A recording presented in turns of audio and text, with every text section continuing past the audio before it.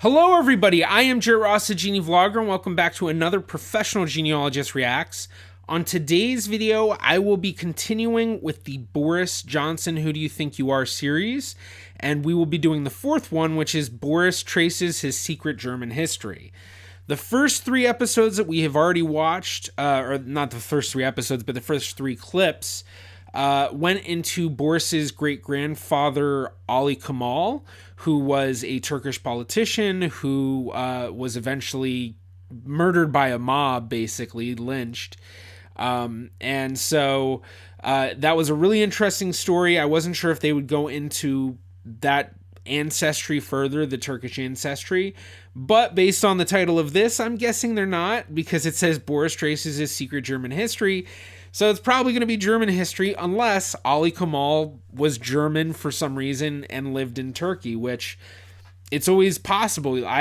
There's so many different migrations from countries to other countries that it's really hard to know every single, type of migration like that, because you go to all sorts of different countries and you'll find places where there were large communities of people that came from all over. I think one of the ones that people talked about in one of my videos was in Argentina, that there was this Italian coming through, and they were like, well, there were a lot of Italians who went to Argentina.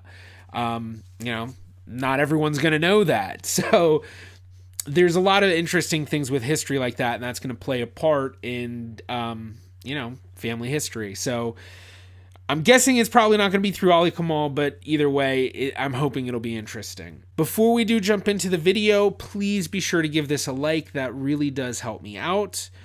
Also, be sure to subscribe and click that bell for notifications on future videos. But with that fun stuff said, let's go ahead and watch the video. While Boris's grandfather never mentioned his family history, his wife, Irene, who Boris called Granny Butter, was extremely proud and vocal about hers. She told stories of an aristocratic French heritage, a sharp contrast to her farming life. You've got to understand the contrast between Granny Butter's, imagined ancestry, imagined or not, I don't know, and the life she lived on Exmoor. It was, a life of extreme struggle against the elements. Very, very cold and damp, everything covered with lichen. But she came from, or so she always used to tell us, a long line of de Pfeffels, who were some ancient line of French nobility, a claim we always, I have to say, as children found slightly implausible. There used to be a great sort of wooden crate or canteen or something which contained the de Pfeffel silver. We never opened it, this chest, but it was on Aladdin's cave. It was a Tutankhamun's tomb of riches. And the gag was that anybody who bore the name de Pfeffel in the family would inherit this family silver. And I was due to inherit it as being Alexander Boris de Pfeffel Johnson, because I'd been cunningly christened by my parents. But then, tragically, when I was about 10, I think everybody decided it was, they were too hard up, so they flogged it. I have to say that one of the great mysteries of my childhood, one of the mysteries of my life. Maybe it's just because I'm an American, but does flogged it mean that they sold it? I have no idea. That's not something that I've ever really heard. I assume flogged it means they sold it or pawned it or something like that. Many mysteries, but one of the mysteries has been just how posh was Granny Butter, and was she really? Yeah, he definitely gets his looks from Granny Butter. You can really see that Boris Johnson face from her. French toff, like what she told us. Boris's Aunt Birdie has come to tell him more about Granny Butter's background. He has a lot of family members on this side with interesting names. Granny Butter, Aunt Birdie. Boris, I'm sorry to keep you there. Well turned up. Right. Well done. Coming. That's Granny Butter with her father. Oh, wow. Yeah, and who's her father? That was Stanley Williams. Stanley Williams? Yes.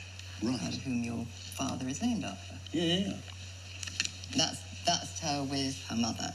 And her mother was French. Right. Marie-Louise de Pfeffel. De Pfeffel? Well, that was her maiden name. Her maiden name was de Pfeffel. Yeah. So that's where Granny Butter gets the whole de Pfeffel. Yes, that she was so keen on. Are these guys, these old guys, related to Marie-Louise de Pfeffel. You're the one who's on this journey. We've got to find out. Birdie has a document that reveals more about Baron Charles de Pfeffel, the man in the photo. Hey, what is this? His death notice. Beautiful, most amazing document. Priez pour lui, pray for him. The Baron and the Baron de Pfeffel, the Count and the Countess de Taufkirchen, the Count and the Countess of Pochi have the honor of informing you of their sad loss in the person of le Baron Charles de Pfeffel. Paris, Stuttgart, Strasbourg, Rome, St. Petersburg. I mean, London, Paris, New York, Tokyo. So he's kind of serious Eurotoff. Died in Munich, 20th of January 1890. So wow, so Bird, I mean, this is incredible stuff. These guys were not French. These guys were German. Mm-hmm. I think I better go to Germany to track them down. I'm going to claim the abeyant barony. I'm going to reclaim my title. So, the couple in the photographs are Granny Butter's great-grandfather, Baron Charles de Pfeffel, and his wife, Caroline.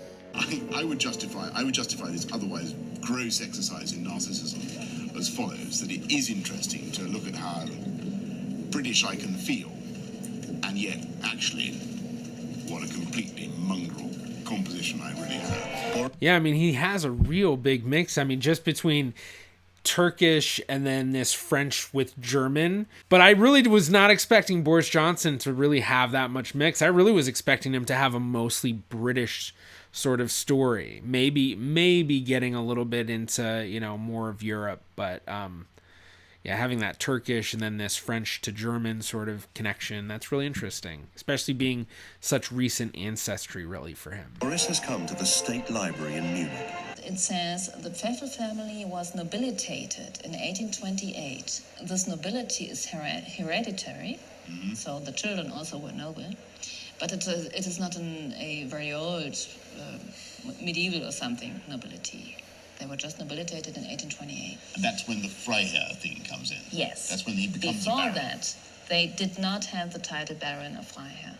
So this is the answer from the nobility register. This is the moment of truth? Try to read these lines here. It's in German then? What Yes. is it? Yeah, okay. Does it say, Your Excellency. Your Excellency. Beehre ich mich. I am honored to inform Your Excellency about Adelheid Pauline von Rottenburg. Adelheid? Yes, so she was actually, her official name, so to speak, was Adelheid Pauline, but she went by Caroline. She's the daughter of the, what's it, Schauspieler? Schauspielerin. Do you know that name? Word? Schauspieler, and the something player. Yes, actress.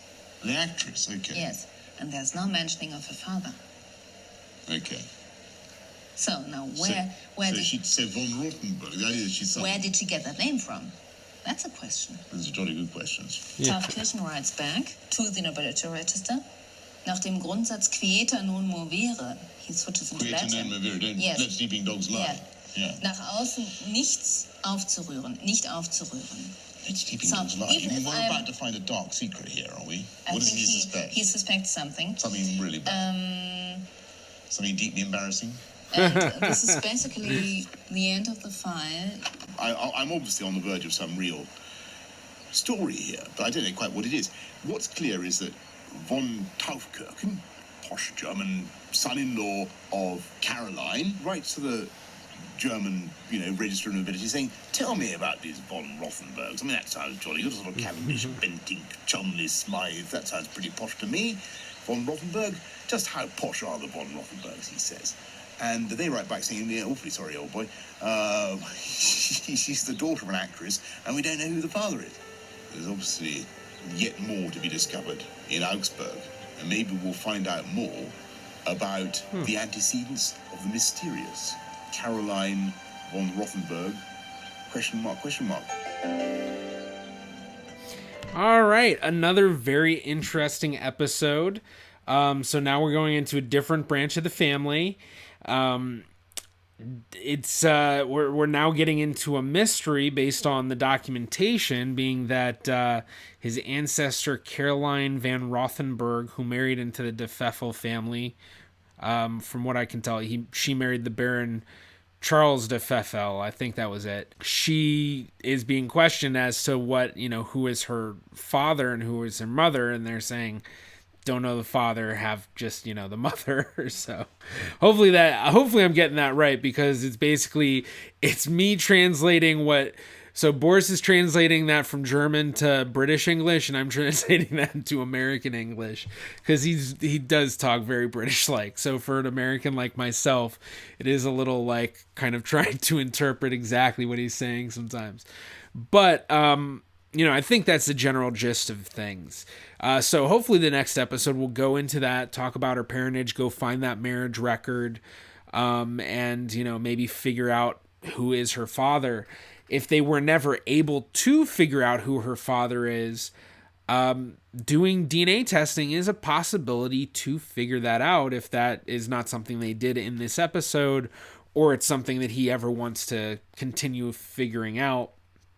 Although I doubt Boris Johnson will ever watch this video or any of these reactions, but it's possible. If he does that DNA test, and especially, if his father does a DNA test, or his, along with other relatives from that side who descend from that family, then you can get a good idea of connecting with other relatives and possibly figuring out who that ancestor is. Depending on how far back it is, it can be very difficult. But if it's, I think it was his second great-grandparent, maybe it was, or maybe it was a great-grandparent. I think it was a second. Should then be a great-grandparent for his father. So if his father DNA tests, certainly possible to figure it out. But it would definitely take a lot of genealogical work. Well, thank you so much for checking out this video. I do hope that you enjoyed. If you did, please be sure to give it a like. That really does help me out. You can also click right about here if you'd like to subscribe. It is completely free to do so.